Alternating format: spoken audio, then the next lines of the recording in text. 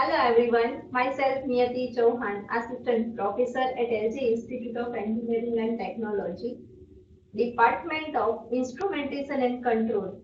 Our subject is Safety Instrumented System, Unit 3, Process Control versus Safety Control. In last lecture, I have discussed about process control system and how to modify process control system. And in today's session, I will discuss about safety related system and we will compare safety system with control system. So let's start today's session. Safety related system.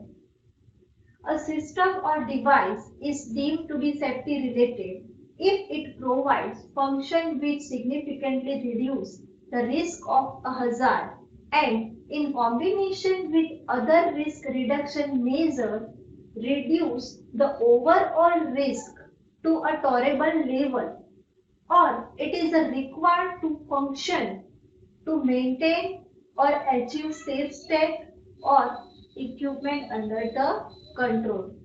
Here we have told about why safety system required. If we want to reduce risk in our system, then we add safety system in our plant. These functions are known as the safety functions of the system or device and are the ability to prevent initiation of a hazard or detect the onset of a hazard and to take the necessary action to terminate the hazard event, achieve a safe state or mitigate the consequence of a hazard.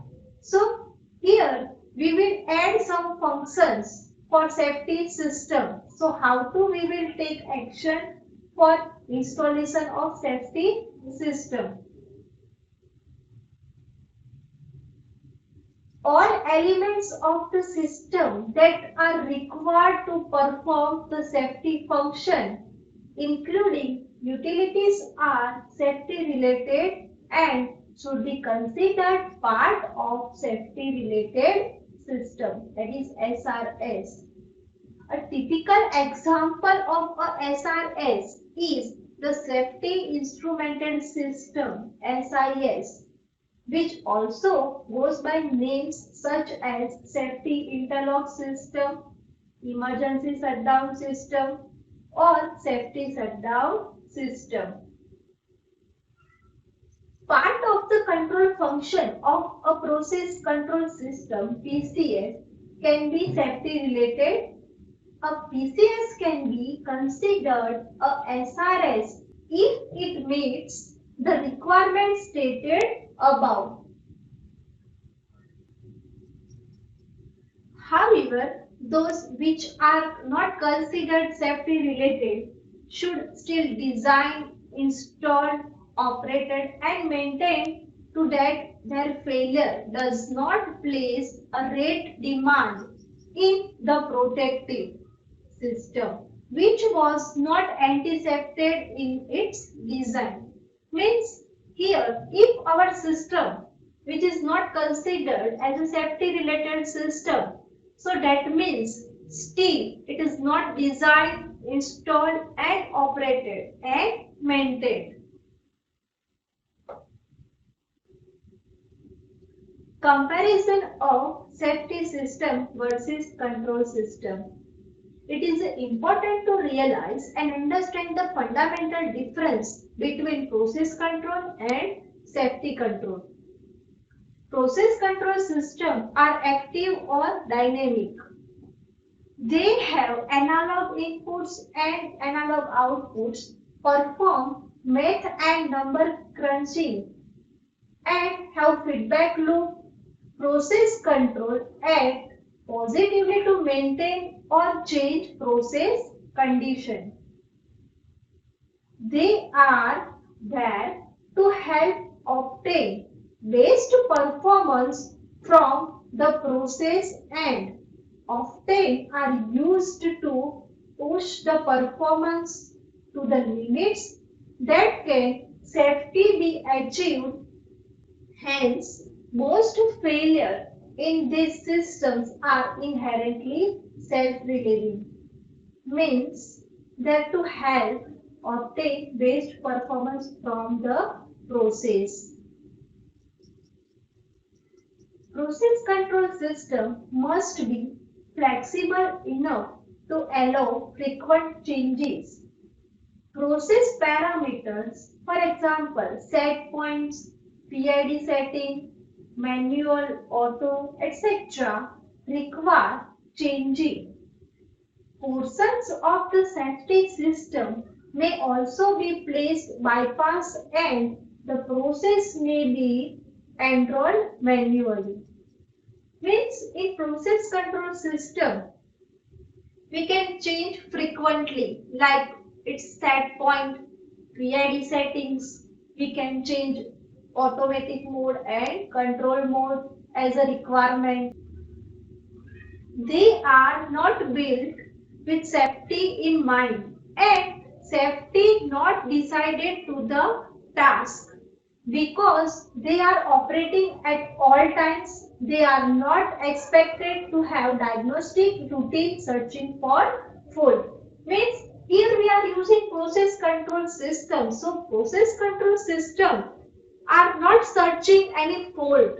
Okay. Process control systems and safety systems are separated, having separate systems and different technologies provided protection against common cause failures, in which one problem make multiple devices or system fail. Means process control system and safety control systems are different and they are using different technology. If any failure detect and we are not using safety system here, so multiple device or our system will be failed. Changes in technology, however, transform users' view of control. Electronic Programmable Distributed Control System (DCS) replaced pneumatic single loop controllers.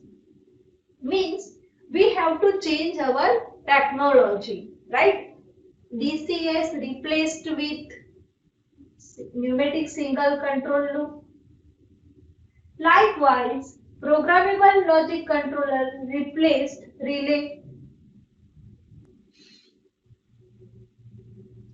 Because PLC and DCS are similar, users began to combine functions in one box for cost saving, single supply source, historical logging of information, single operator displays, and the belief the DCS is good enough fueled the combined process and safety control movement. Means we know that for small scale industry we are using PLC, right? So PLC, that is programmable logic controller, right? And we are using PLC for controlling our process variables. For large scale industry we are using DCS. So if we are using DCS, then multiple functions are added in this system. So we can controlling our system as well as safety system are also added in DCS. With the introduction and proliferation of DCS providing separate annunciator units and hardwired signals to the units is no longer necessary. Alarm system design and operation changed radically. Alarms now appear on process monitoring consoles as flashing light, color change, list, or other indication on a process color graphic display. Means here we are using alarm. Then alarm through we can get information on operator's console, right? As a flashing light or annunciator, then color change of our process, right? Indication we can see on operator's console. The DCS provides the capability to list, log and priorities alarms. PLC systems have also evolved dramatically since the early versions. The newer versions are very sophisticated and even reassembled DCS system. Means old version of PLC, okay, so that type of information was not modified, but in newer versions are very sophisticated and reassembled DCS systems. However, the PLC still appears to be primarily interlocking, whereas DCS is primarily regulated control. Some systems consist of a DCS and PLC in coordinated regulatory and interlock control scheme. However, the sharing of sensors between the process control system and safety instrumented system is not recommended for the following reasons.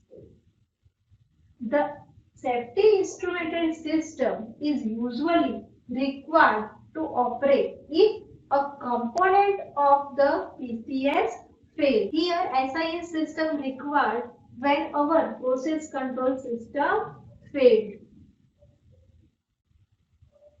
If a sensor in the process control system has failed, then trying to operate a safety system from the same sensor that has failed does not make much sense.